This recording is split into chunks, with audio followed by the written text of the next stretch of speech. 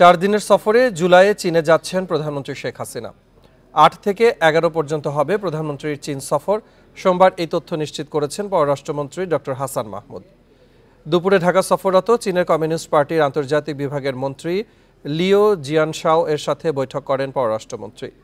রাজধানীর হোটেল ইন্টারকন্টিনেন্টালে অনুষ্ঠিত বৈঠকে দুই দেশের বাণিজ্যের ঘাটতি কমানো ও বিনিয়োগ বাড়ানোর বিষয়ে আলোচনা হয়েছে বলে জানান চীনা কমিউনিস্ট পার্টির মন্ত্রী লিউ জিয়ানশাও। এছাড়া রোহিঙ্গা সংকট সমাধানে চীন চেষ্টা চালাবে বলে আশ্বাস দেন তিনি।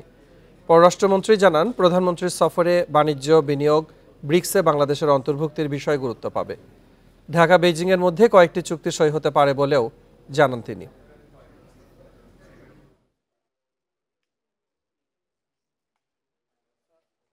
ব্রিক্সে যাতে বাংলাদেশের অন্তর্ভুক্তি হয়, সেটি মেম্বার কান্ট্রি আর partner country, whatever the decision BRICS takes, সেটা নিয়ে আলোচনা করেছি।